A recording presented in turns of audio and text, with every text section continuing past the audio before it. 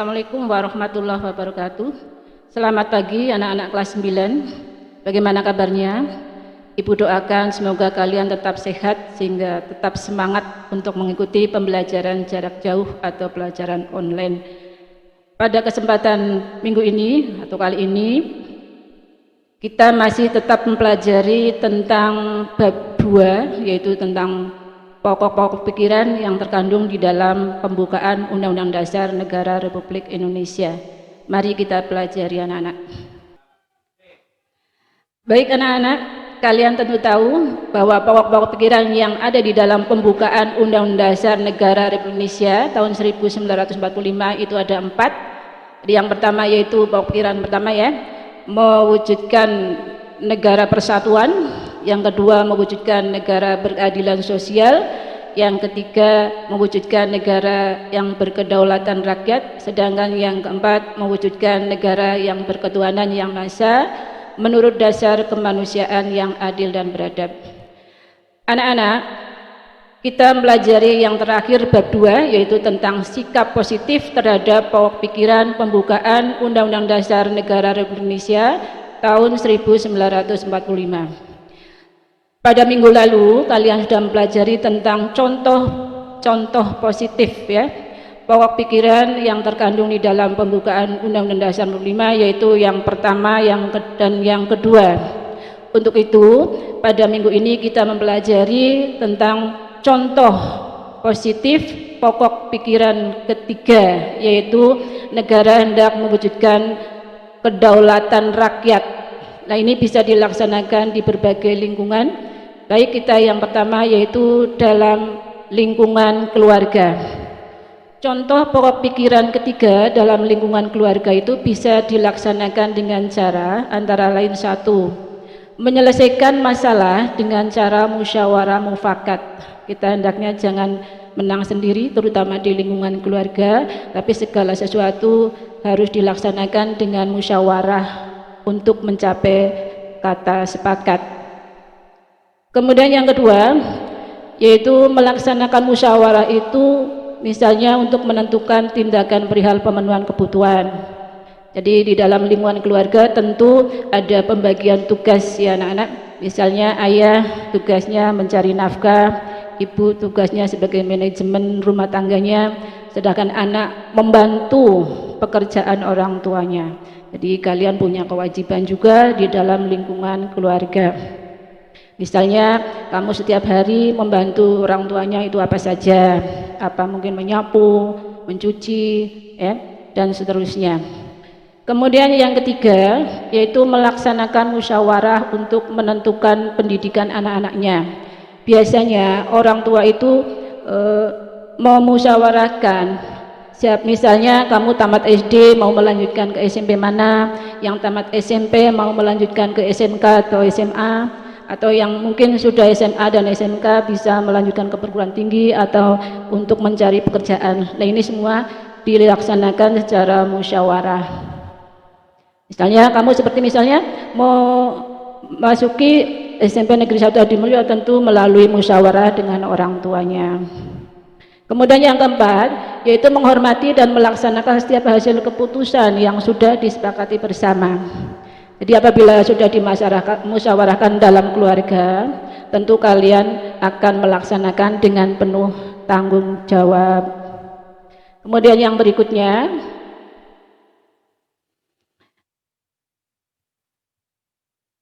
yaitu contoh sikap positif pokok pikiran ketiga, kedaulatan rakyat dalam lingkungan sekolah. Ini biasanya di lingkungan sekolah itu bisa dilaksanakan dengan melalui antara lain: 1.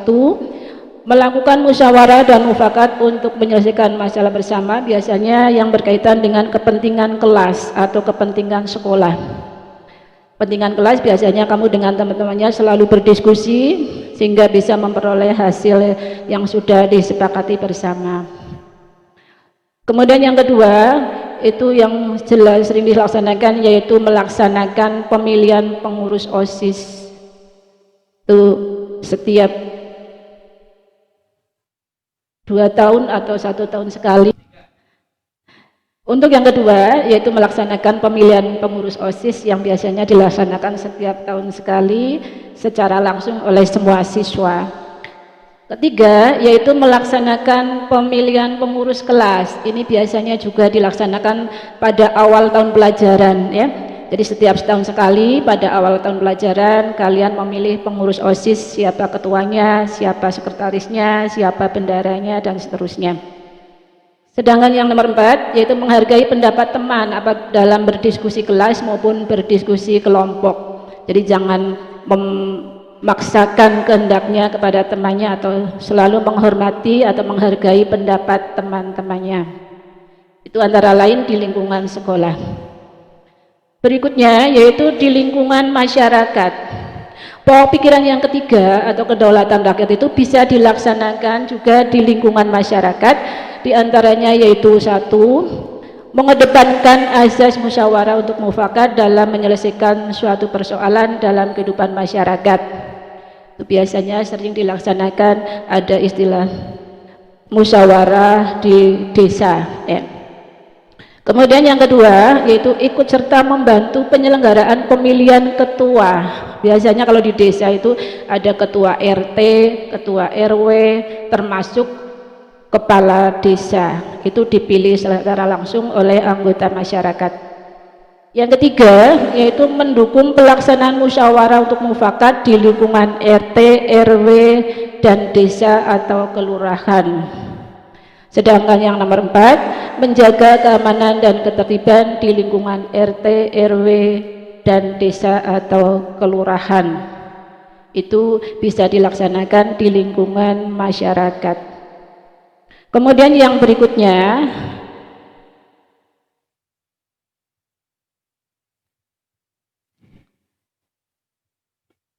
yaitu contoh pokok pikiran ketiga kedaulatan rakyat dalam lingkungan bernegara.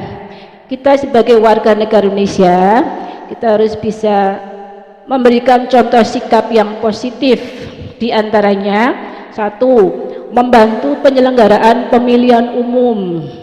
Walaupun kalian belum mencapai umur, ya minimal membantu penyelenggaraannya. Kemudian yang kedua, membantu penyelenggaraan pilkada provinsi atau kabupaten kota. Kemudian yang ketiga, mendorong anggota masyarakat yang telah cukup umur untuk menjalankan hak memilihnya. Sedangkan yang keempat, menggunakan hak suara dengan bijak dalam pemilu maupun pilkada. Ini bagi mereka yang sudah memenuhi syarat untuk sebagai hak untuk memilih. Kemudian yang berikutnya yaitu contoh sikap positif terhadap pokok pikiran yang keempat atau yang terakhir, yaitu negara hendak mewujudkan suatu negara yang berketuhanan yang maha esa menurut dasar kemanusiaan yang adil dan beradab. Nah, ini bisa dilaksanakan juga di berbagai lingkungan, diantaranya yaitu 1, di lingkungan keluarga. Misalnya rajin beribadah bersama saudara dan orang tua, ya minimal bisa melaksanakan ibadah bersama. Kemudian yang kedua, menjalankan perintah yang baik dari orang tua. Jadi perintah yang baik dari orang tua hendaknya dilaksanakan. Kemudian yang ketiga, menjalin silaturahmi antar saudara. Jadi kita bersaudara, kita dengan anggotanya jangan sampai kita berselisih, ya. Saling berjauhan, ini tidak boleh. Kemudian yang keempat, saling menghormati dan menyayangi antar anggota keluarga. Dengan orang tua harus menghormati, dengan adiknya menyayangi, dan seterusnya. Kemudian yang berikutnya yaitu pokok pikiran keempat, ketuhanan yang maha esa menurut dasar kemanusiaan yang adil dan beradab. Contoh positifnya dapat dilaksanakan juga di lingkungan sekolah, yaitu diantaranya 1, menghargai teman sekolah yang berbeda agama, seperti kita apabila kita melakukan ibadahnya, kita hendaknya menghargai. Kemudian yang kedua, membina kerukunan antar teman yang berbeda agama. Kita tidak boleh membeda-bedakan agama antar teman. Yang ketiga, mengembangkan sikap toleransi sesama teman yang berbeda agama. Toleransi itu artinya saling menghormati atau hormat menghormati antar teman yang berbeda agama. Sedangkan yang kelima, memelihara budi pekerti yang luhur dalam pergaulan antar teman di sekolah. Usahakan bertutur kata yang baik, bertutur kata yang sopan dengan temannya maupun dengan anggota keluarga atau anggota warga sekolah yang lainnya. Kemudian yang berikutnya yaitu contoh positif pokok pikiran keempat di lingkungan masyarakat atau di lingkungan tempat tinggal kita. Di antaranya yaitu satu, menghargai tetangga yang berbeda agama ketika menjalankan ibadahnya. Yang kedua, menjaga kerukunan antar umat beragama dalam masyarakat. Yang ketiga, saling menghormati dan bekerja sama antar umat beragama dalam masyarakat.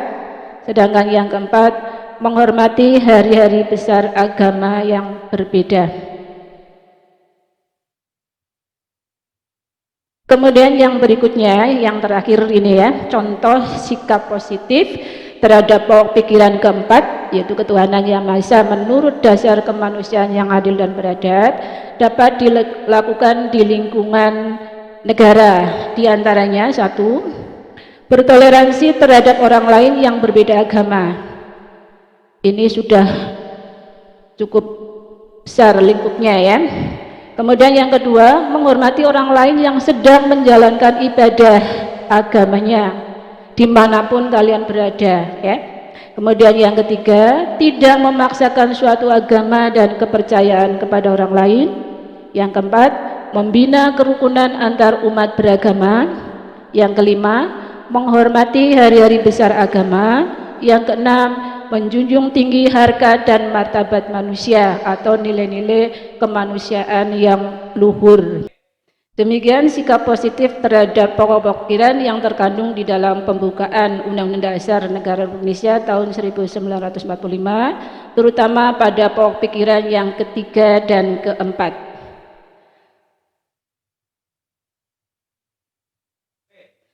Anak-anakku semua, untuk kegiatan minggu ini yaitu nanti akan dilaksanakan penilaian harian yang kedua, karena bab 2 sudah selesai. Silakan nanti kamu pelajari lagi buku paketnya, powerpointnya dibuka lagi, termasuk tugas-tugas atau contoh-contoh soal dipelajari lagi ya.